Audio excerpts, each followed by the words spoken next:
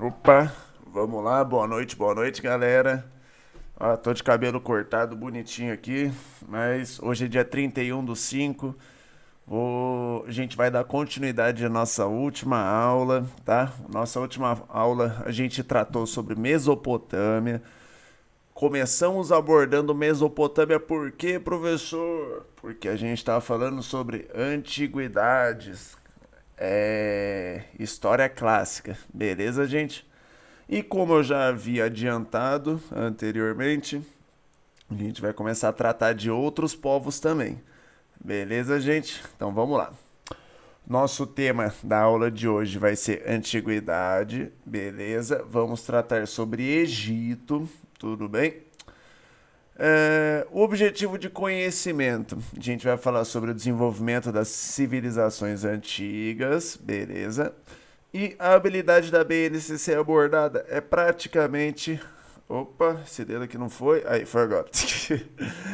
É praticamente a mesma sobre a aula da Mesopotâmia, beleza? A gente vai compreender a sociedade, se desenvolve a partir do espaço geográfico que ela ocupa, tá? E quando eu falo desenvolve, a gente vai entender a maioria dos parâmetros utilizados, tá?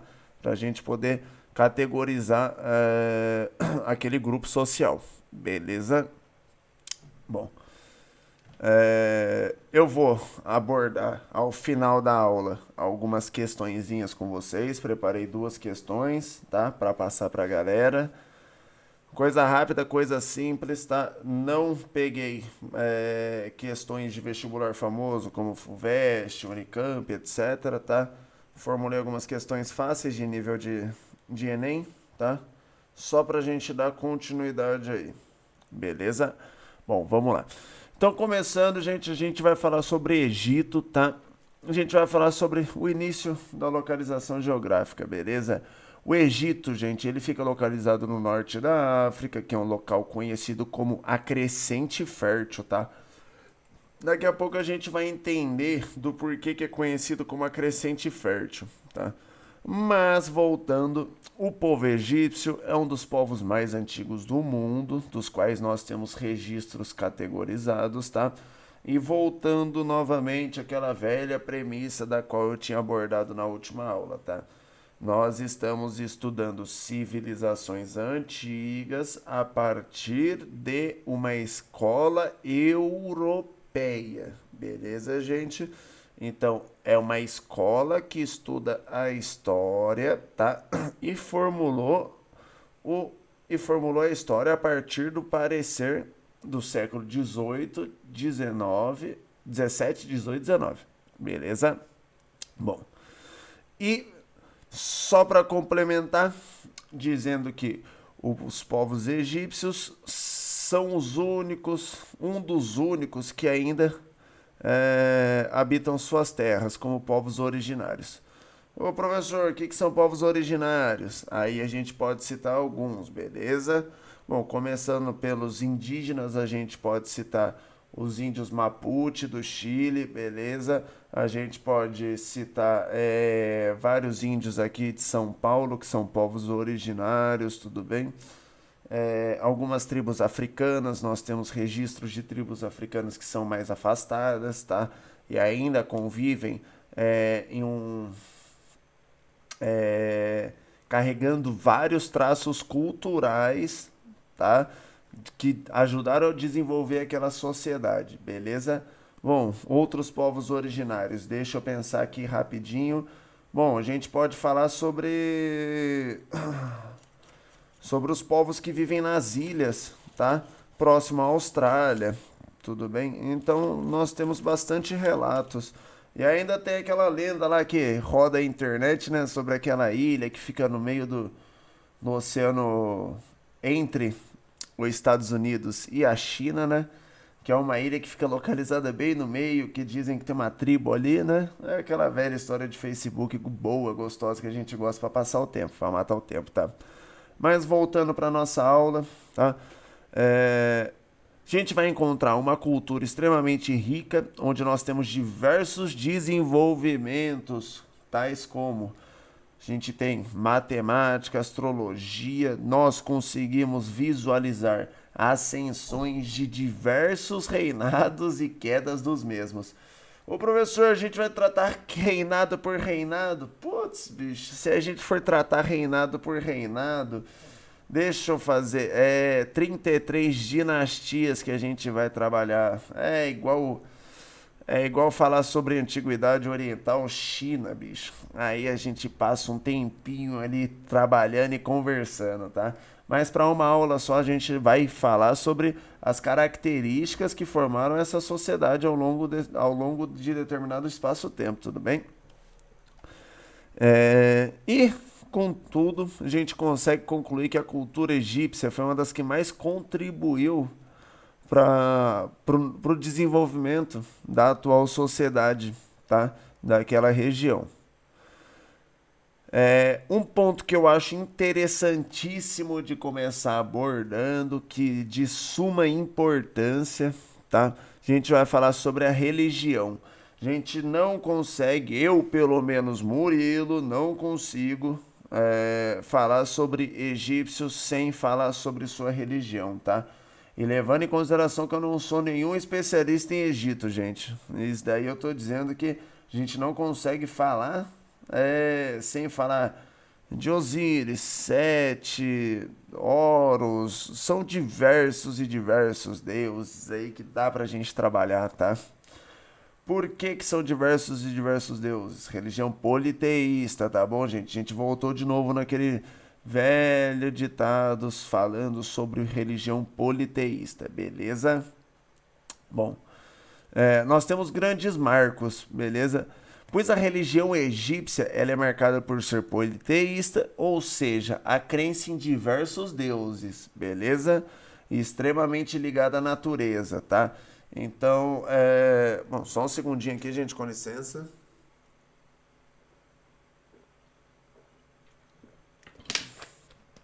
Aí, perfeito. Então, quando nós começamos a falar sobre religiões politeístas, tá? Maioria das religiões da antiguidade, elas são estritamente ligadas à natureza, tá bom, gente? Ou seja, nós não conseguimos falar de determinado Deus sem poder falar quais são suas simbologias, a que ele é ligado, tá?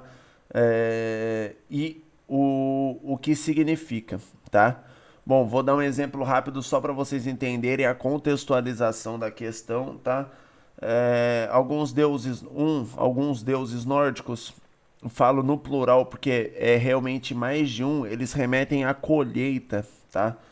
Então nós temos o tempo das colheitas, que é realmente aquele tempo em que existe a fartura, em que nós temos da onde tirar o alimento. Então eles cultuam sim o dia da colheita ou a época da colheita, porque é um dia em que se reúne extrema felicidade, né? Naquelas aldeias.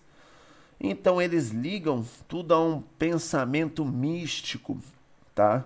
Um pensamento místico que vai explicar o porquê que aquela colheita está sendo abençoada. Beleza, gente?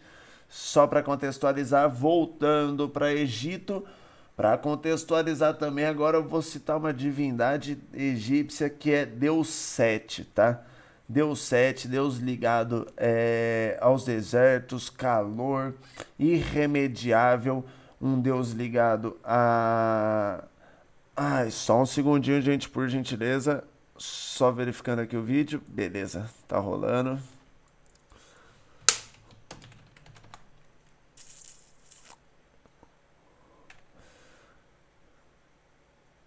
Deus Sete, ele é um deus, deus das tempestades, tá? O deus ambíguo, beleza? Ele é associado diretamente. Opa, perdão, gente, eu acabei colocando o nome de Deus errado aqui. Até por isso, peço desculpas, até por isso que eu vim conferir aqui, tá? E vou retificando lá atrás o que eu disse.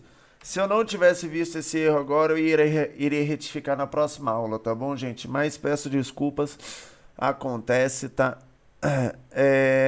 Sete, o deus ambíguo. Vocês estão vendo, editando aí, representando. É um Deus bondoso e protetor, ora maligno, tá?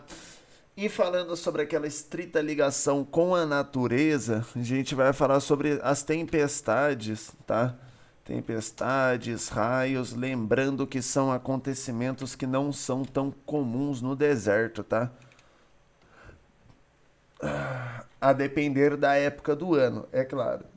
Tá? Então, a gente tem uma estrita ligação aí, por vezes com sua fúria e ira ligada a grandes tempestades, também como sua bondade trazendo água para as épocas em que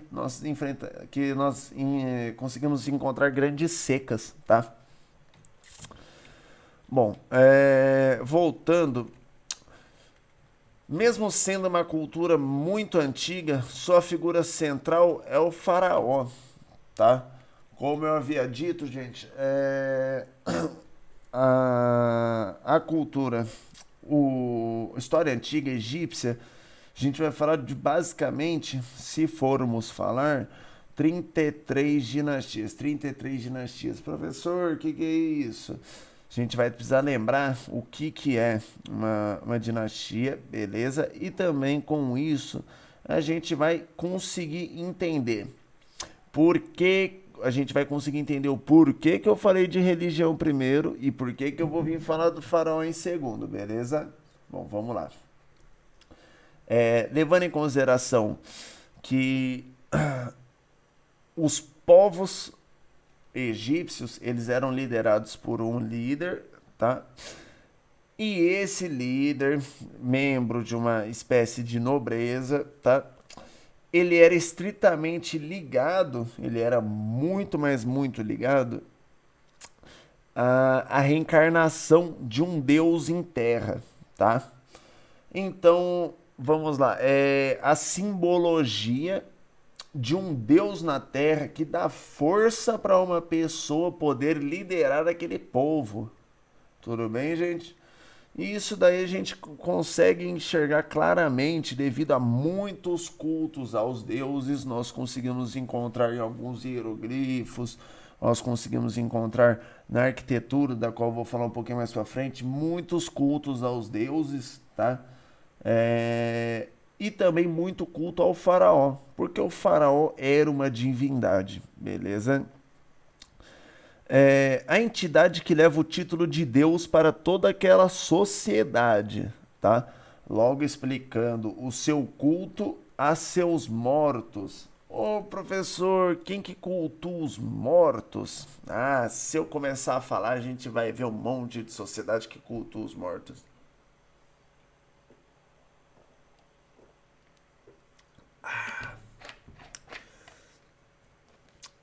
Perdão, gente, bebendo bastante água hoje.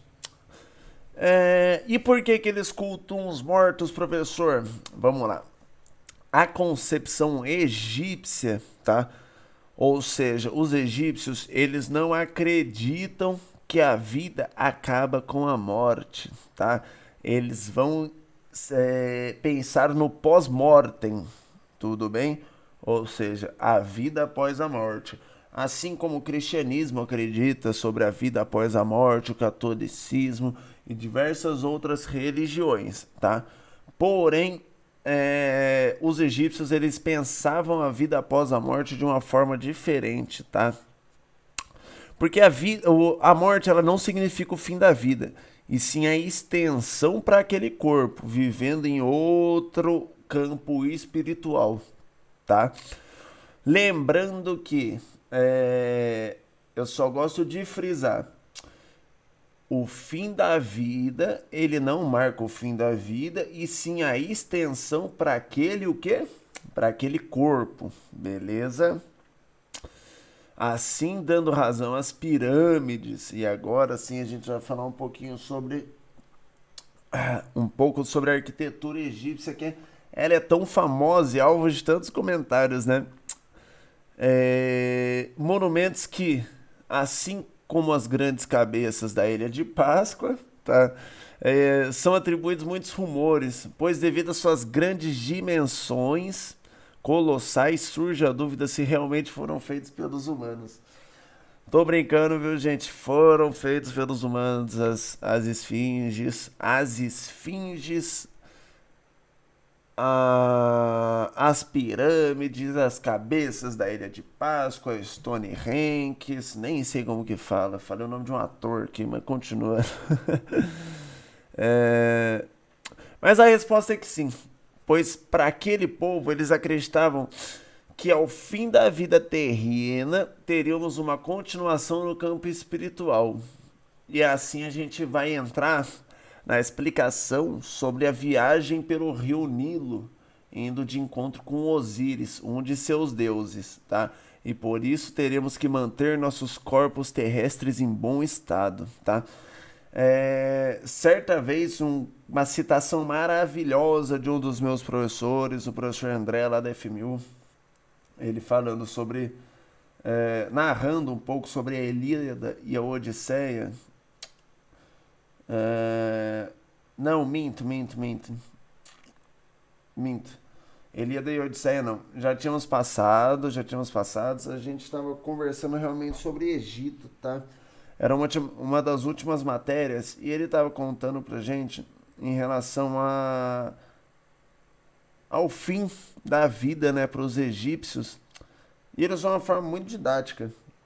Que os egípcios acreditavam que o rio Nilo seria o caminho em que o corpo percorreria no pós-mortem, tudo bem, levados pelo deus Osíris, o deus que representaria o caminho, tudo bem, guiado pelo sol, ou seja, o sol seria o carro alegórico daquele deus guiando os seus mortos até chegarem ao seu destino, que seria o próximo campo espiritual. Beleza?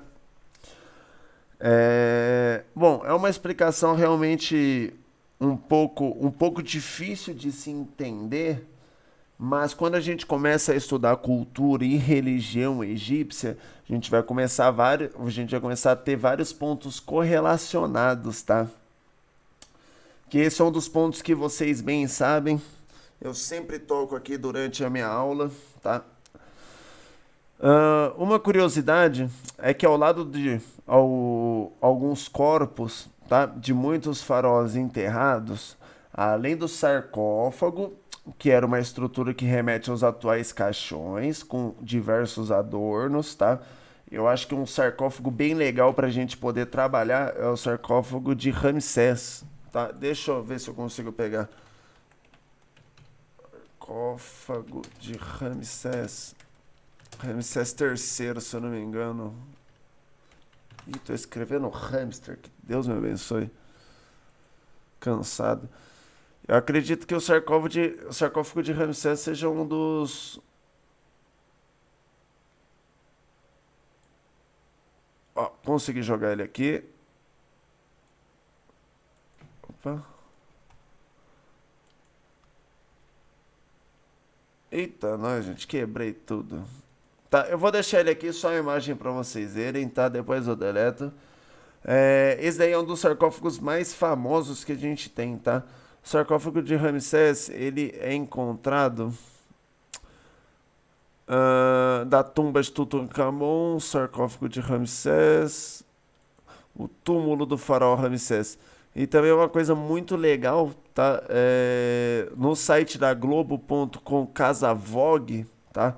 Tem um tour virtual, tudo bem, gente? Tem um tour virtual para a gente poder visitar, por exemplo, o sarcófago de Ramsés, tá? Acredito que seja bem interessante, uma experiência bem boa, tá? Para quem não tem oportunidade, assim como eu, de ir para o Egito, a gente já consegue matar um pouquinho daquela ansiedade de poder ver, né? Pô, professor, queria ir pro Louvre ver aquela puta daquela pintura. A gente consegue, gente, um tourzinho virtual. Enquanto a gente não consegue ir pra lá, a gente consegue ir matando à vontade, beleza? Mas voltando. São caixões com diversos adornos e próximo desses caixões, a gente encontra muitas joias, vestígios de roupas, diversos vasos onde eram depositados seus órgãos. Ô, professor, coisa horrível de se falar. Gente, acontece. Em muitos dos casos, tá?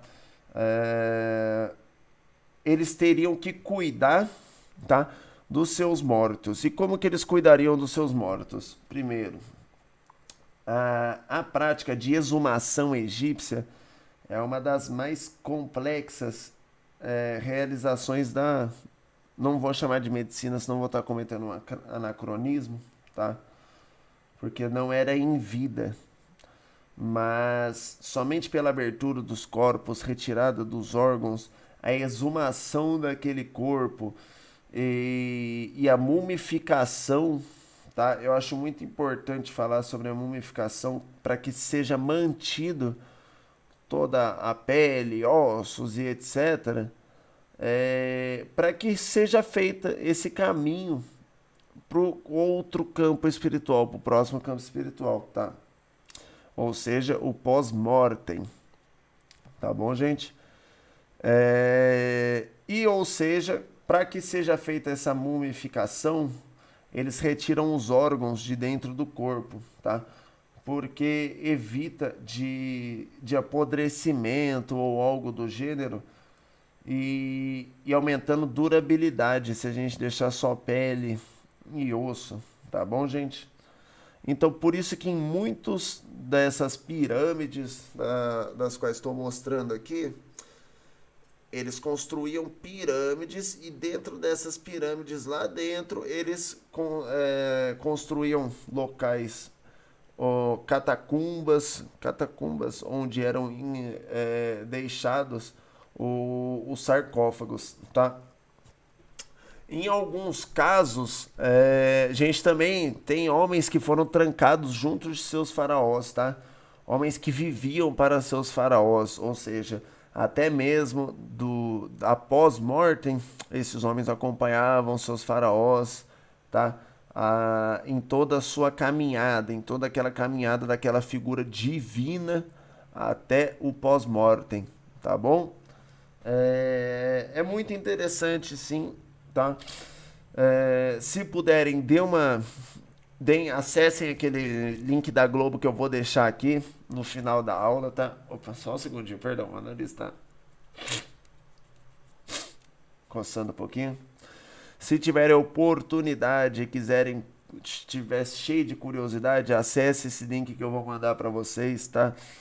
É como se vocês estivessem lá, não com todo resplendor da questão, mas é como se vocês conseguissem matar um pouquinho daquela vontade de conhecer, de tentar entender um pouquinho mais sobre essa cultura magnífica que é a cultura egípcia. Beleza, gente? Além da religião e suas grandes estruturas arquitetônicas, tá? Eu não posso nem falar muito sobre estrutura arquitetônica que eu vou me perder todo, tá? Porque a primeira mais conhecida que a gente tem são as pirâmides. As pirâmides, elas são singulares e uma das construções mais antigas e colossais do mundo, tá, gente? E não deixando muito atrás, nós temos as esfinges, nós temos as cidades, tá? Então a arquitetura egípcia ela é baseada em muito trabalho, tá? Porque como eu havia dito, aqueles povos eles eram controlados por um rei, tá? E durante todos esses períodos de dinastia que nós tivemos, povos entraram em conflitos, nós tínhamos sim nesse momento escravidão e coisas relacionadas, tá? Tanto é que muitas dessas estruturas foram sim utilizadas mão de obra escrava, tá? Prisioneiros de guerra, etc., viravam escravos. Até os próprios cidadãos ajudavam nessas mega construções, tá? A sociedade egípcia ela era composta por grande maioria, tá? Ela era composta de sua grande maioria, tá? Por camponeses e muitos poucos desses camponeses eles tinham o controle sobre a habilidade da leitura dos hieroglifos ou a escrita, tá? E a partir dessa palavra escrita a gente tem a criação de outra subdivisão ali, os escribas, tá? Então, abaixo do rei vinham os escribas, que eram pessoas que, por vezes, o faraó ele não tinha domínio sobre leitura e escrita também dos hieroglifos. E os escribas estavam lá para isso, para que fosse registrado e acompanhado todo o desenvolvimento daquela vida terrena daquela divindade, tá? Então por isso que nós temos tantas marcas de hieroglifos nas paredes próximos às tumbas dos faraós, tá? Onde muitas vezes a gente tem várias histórias, tá? Falando um pouquinho ainda mais sobre a composição da própria dinastia, tá?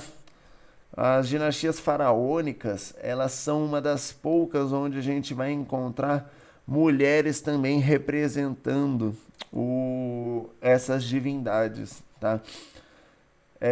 Eu acho que o exemplo mais famoso que eu posso trazer é Cleópatra VII, tá? Aquela que conseguiu deixar o Egito em boas mãos próximo ao controle dos romanos, tá? É, admirável, admirável, sem sombra de dúvidas, aquela mulher fez e aconteceu no Egito, tá? Fez e aconteceu em Roma.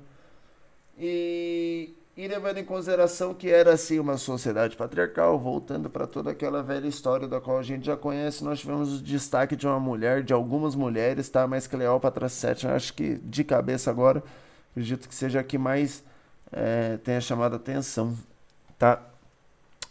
O povo egípcio era conhecido por ser também um dos primeiros povos a considerar o plantio uma forma de existência para a sociedade. Olha que legal. Uma coisa que eu falei bastante com vocês naquela aula sobre Mesopotâmia, beleza?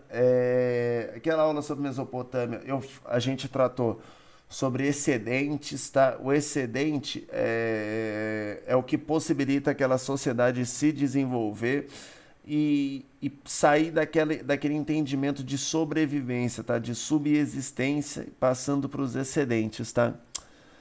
Com as grandes cheias do rio Nilo e por estarem localizados em espaço geográfico que leva o nome de crescente fértil, temos novamente incentivo ao acúmulo de alimentos, tá? Voltei um pouquinho para aquela aula de Mesopotâmia, mas isso daqui foi só um rápido comentário, tá? Os plantios aconteciam por sistemas de irrigação também, tá? Os egípcios tinham diversos sistemas de irrigação, tá? Sensacionais, desenvolvimento de técnicas agrícolas sensacionais também. Lembrando que mesmo sendo conhecido por um lugar, o lugar mesmo o lugar sendo conhecido como crescente fértil, a gente está falando sim de um deserto, tá, gente? A gente nunca pode esquecer disso. E até hoje, um tempo atrás, um amigo meu estava contando para mim. O, o plantio, ele fez um curso na África, tá? Ali pro norte, nordeste, sobre agropecuária, tá? E ele sempre fala, o plantio é sempre o mais difícil quando a gente está falando de terras áridas, beleza? Então, quando a gente fala de terras áridas, a gente vai lembrar sobre Nordeste, não, Norte, Nordeste, África, tá? Deserto do Saara, tá? Então a gente encontra grande dificuldade de plantio. E a sociedade egípcia conseguiu sim, naquele tempo, desenvolver, tá? Esse plantio a partir de irrigação, beleza? E, gente, a gente tá chegando ao finalzinho da aula, tá? Eu preparei duas questõezinhas para deixar com vocês, como eu havia dito no começo. São duas questões rápidas, tá? São questões de alternativa, beleza? Mas eu quero que para responder essas questões a gente vai fazer uma pesquisinha aqui sobre esse texto que eu vou deixar com vocês, tá?